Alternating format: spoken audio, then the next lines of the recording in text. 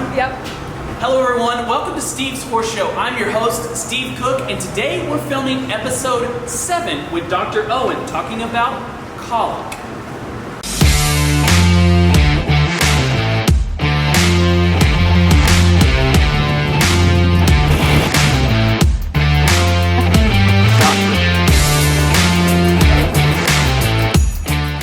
Colic is probably, would you say, the most common thing that you deal with in the horse world? Certainly the most common emergency with anyone. So the biggest thing I think people need to understand when we talk about colic is that it's such a generalization, it's such a broad topic.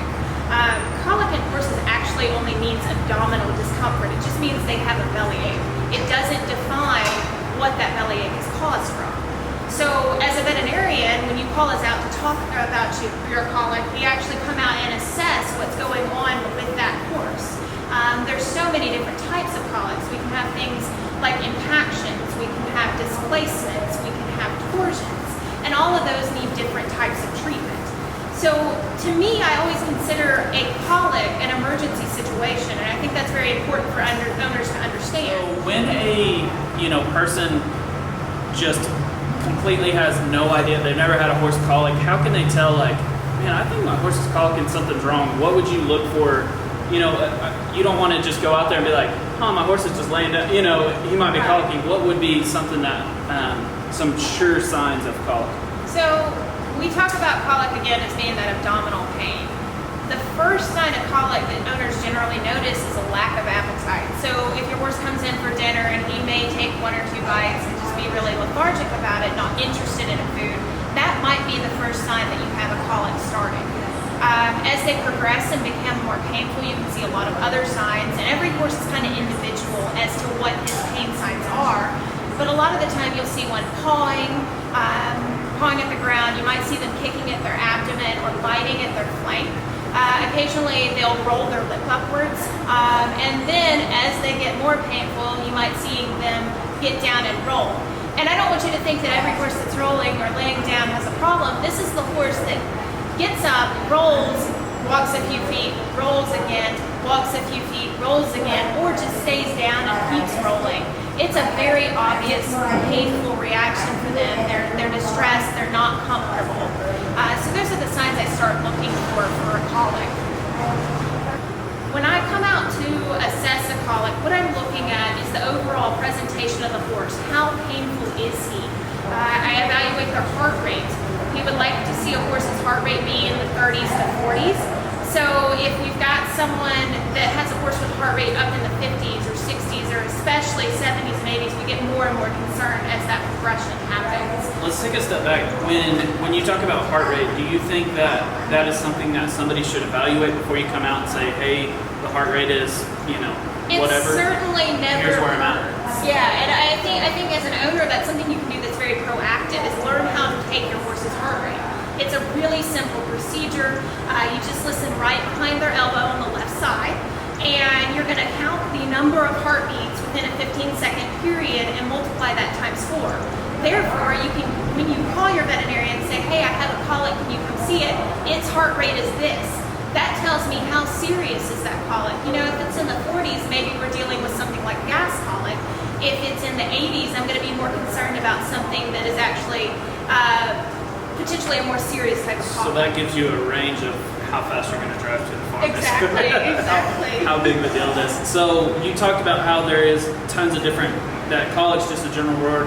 What is the most, impaction colic, or what's the most common colic the that you most see? common colic is actually more just that bellyache gas type of colic. I think that's the most that we see.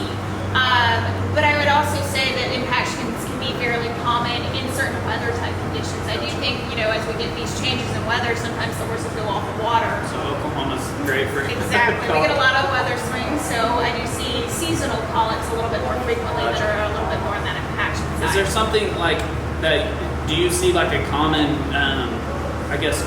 statement or question that, I just changed feed, or I just changed hay, or do you see people telling you stuff like that all the time and then this happens, or is it? It can, and I think owners, for a general rule, has been educated enough that they know to make these changes really slowly. Yeah. And that's something we know will help prevent colics.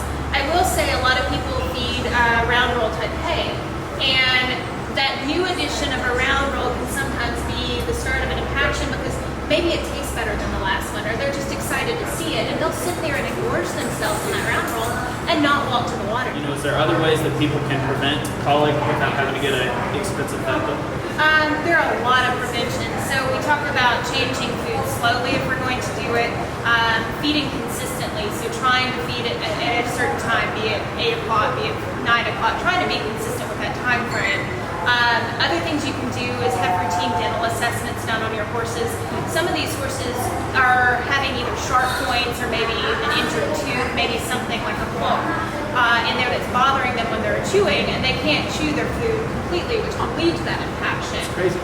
Another thing to keep in mind, especially in Oklahoma, you have 2 situations that might create problems with your water tank.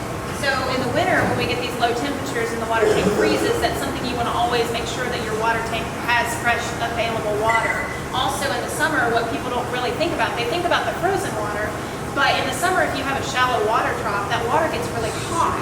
And so sometimes the horses don't want to drink, and we have that same dehydration issue, and both of those can lead to impaction and colic. Crazy, I didn't think about that. Different types of emergencies, but I mean, when someone, how long should they wait it out, I guess, until they call a vet? I think it depends on how painful the horse is to start with. If you've got a horse that the first sign of colic usually is something like not wanting to eat, inappetence. So if you've got a horse that's just mildly colicky and doesn't want to eat its grain, that's something you want to call the vet and make them aware of, and we probably should come see it, but you're okay to say, let's go walk the horse 10 minutes. Right. Let's see if we can improve his comfort. If in 30 minutes you're not getting a horse that wants to, like, say, eat grass, eat grain from that hand walking, I think at that point you really do need to involve a vet. Obviously, if the horse is more painful, if you start out with a horse that's throwing itself down, pawing, rolling, not wanting to stand still, I think that's the point where you go ahead and say, hey, I probably need vet involvement immediately. Percentage-wise, I mean, 10% of horses end up having to have surgery, or what do you think? Luckily, if you take a 100% set of horses, about 90% of those horses are going to resolve with medical therapy that can be given in the field. So we're talking about analgesia, passing an NG tube, giving a laxative like mineral. 90% of your horses are going to resolve with that. A further 10% need additional therapy. They might need fluid therapy. We might need to ultrasound them to assess them further, and need to be in that hospitalized situation. And from there, around, I would say 2% actually need colic surgery. Gotcha. But those are the horses that without colic surgery, we're not going to fix. So you see a lot of colics before one actually goes to Yes, surgery. that's the good news. I mean, colic is a very scary word for any owner. It is for me too.